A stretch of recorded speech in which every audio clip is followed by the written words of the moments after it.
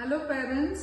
இப்போ இன்னைக்கு vaccination பத்தி நான் பேசுறேன். இது all mothers, fathers who are having newborn babies அவங்களுக்கு யூஸ்ஃபுல்லா இருக்கும்.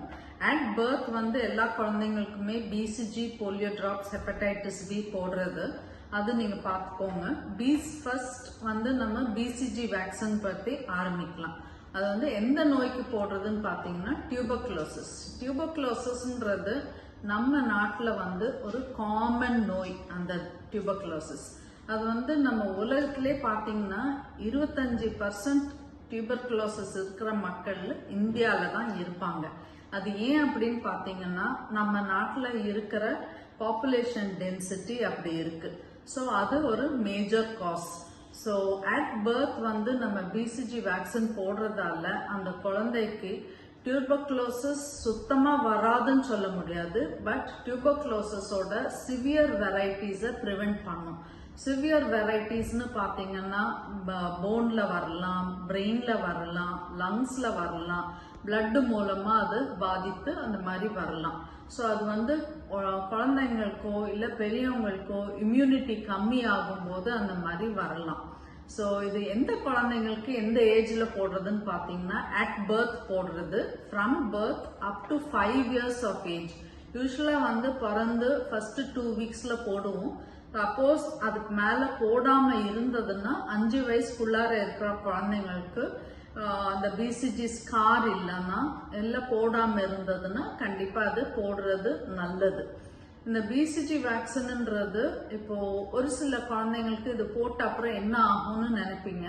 அந்த வேக்சின் போட்டதுக்கு அப்புறம் போட்ட அன்னைக்கு ஒன்னும் பண்ணாது. இது போட்டுட்டு 1 மாசம் 1.5 மாசத்துல அந்த போட்ட இடத்துல லேசா கொப்பளம் மாதிரி வரலாம். அந்த கொப்பளம் நீங்க அது போட்டு தேய்ச்சி விடக்கூடாது. கொப்பளத்தை நீங்க ஒன்னும் குளிப்பாட்டும் போது சோப் போட்டு ரப் பண்றது அதெல்லாம் பண்ணக்கூடாது. 1 வாட்டியோ இல்ல 2 வாட்டி கொப்பளம் வரலாம். அது தானா ஆறிட்டு போகும். அதுக்கு பயப்பட வேண்டாம். அது ஒண்ணுமே பண்ண வேண்டாம். சப்போஸ் ரொம்ப ஃப்ரீக்வெண்டா வந்தது அப்படின்னா இல்ல இந்த அக்கிள்ல நெறி கட்டி மாதிரி வந்ததுன்னா நீங்க கண்டிப்பா பீடியாட்ரிஷியன் கிட்ட போய் காமிக்கணும். அது அவங்க பார்த்துட்டு அதுக்கப்புறம் தேவைப்படுற ட்ரீட்மெண்ட் கொடுப்பாங்க. அந்த மாதிரி அந்த ரியாக்ஷன் நார்மல். அப்புறம் அந்த ரியாக்ஷன் வந்துட்டு அந்த இடத்துல லேசா ஸ்கார் மாதிரி வரும். யூஸ்வலா இந்த லெஃப்ட் அப்பர் ஆர்ம்ல போடுறது, ஸ்கின்னுக்கு கீழே அது போடுறது. ஸோ அதுதான் BCG வேக்சின். இப்போ யாருக்கெல்லாம் இந்த BCG வேக்சின் போடக்கூடாது அப்படின்ட்டு ஒரு சிலருக்கு இருக்கு. அது இம்யூனிட்டி கம்மியா ஏதாவது ப்ராப்ளம்ஸ் அந்த ஃபேமிலியில இருக்குன்னா இல்ல அந்த ஃபேமிலியில இளம் குழந்தைங்கள் வித்தின் 1 year இறந்துருக்காங்கன்னா டியூ டு ஏதாவது இம்யூன் ரிலேட்டட் ப்ராப்ளம்ஸ் இல்ல டிசீசஸால அந்த மாதிரி இறந்துருக்காங்கன்னா அவங்களுக்கு அது ஃபுல்லா ஆராய்ஞ்ச அப்புறம் தான் போடுறது நல்லது. இதுதான் ஒரு ஷார்ட் ஆன் BCG வேக்சின்.